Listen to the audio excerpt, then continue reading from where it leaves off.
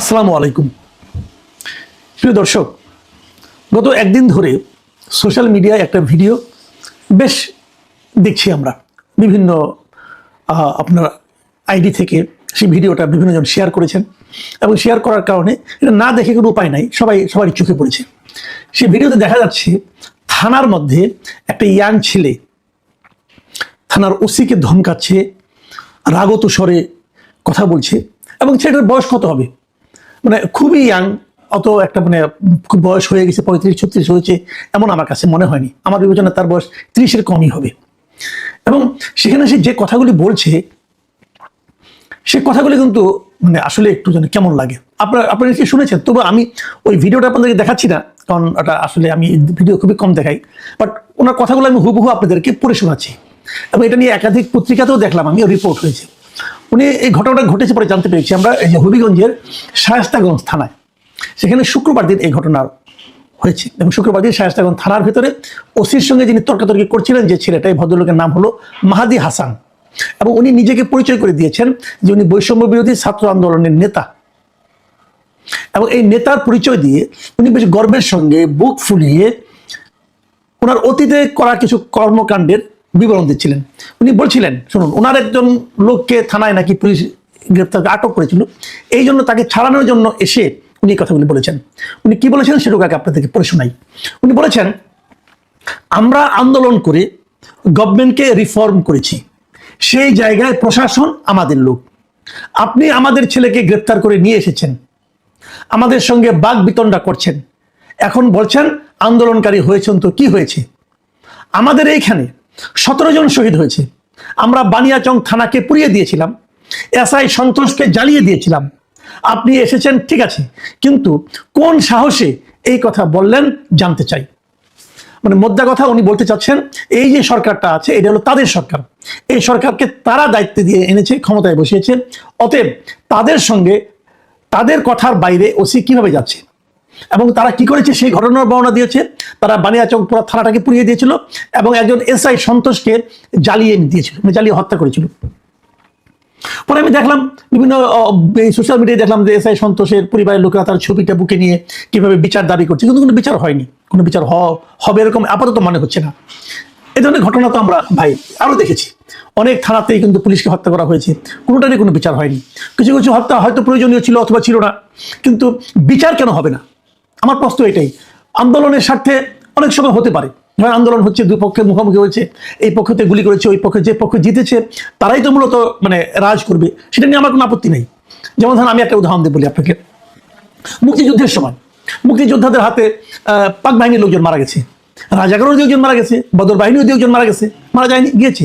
এখন সেই পাক বাহিনীর হত্যার অপরাধে অথবা বদর অথবা রাজাকার বাহিনীকে হত্যার অপরাধে কোনো মুক্তিযোদ্ধার বিচার হবে না? সেটা হবে না। কেন হবে না?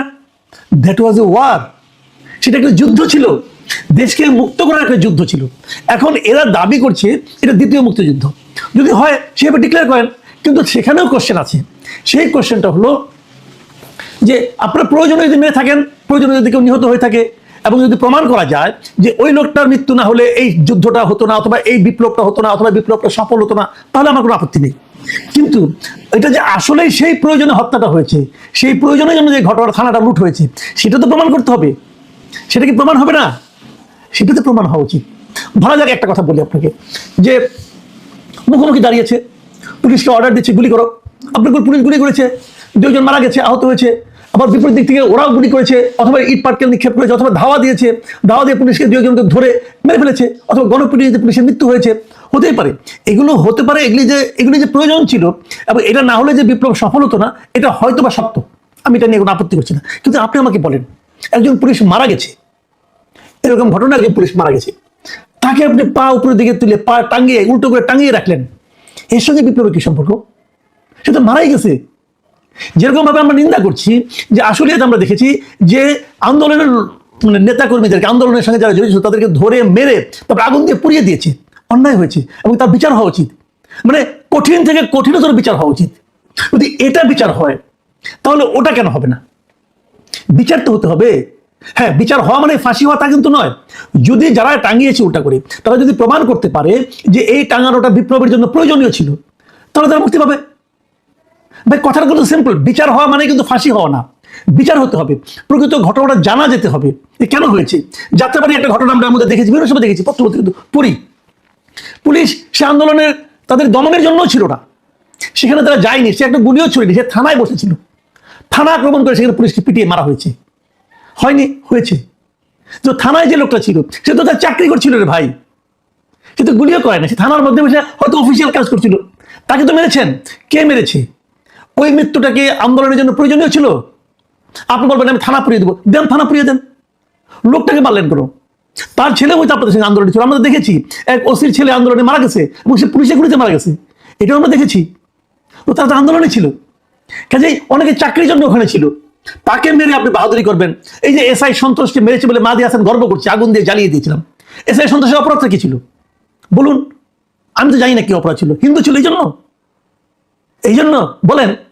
তো এখন এটা তো ঠিক না, এবং আমি বিস্মিত হয়েছি যে ওখানে যিনি পুলিশ অফিসার ছিলেন, যে ওসি ছিলেন, ওনার সামনে এই কথাগুলি বললো একটা ছেলেকে ছাড়িয়ে নেওয়ার জন্য, যে ছেলেটার নাম নয়ন, তাকে ছাড়িয়ে নেওয়ার জন্য যখন এইভাবে কথাগুলি বললো, ওসি কিন্তু এই মেহেদী হাসানের ধমকে কেঁপেছিল।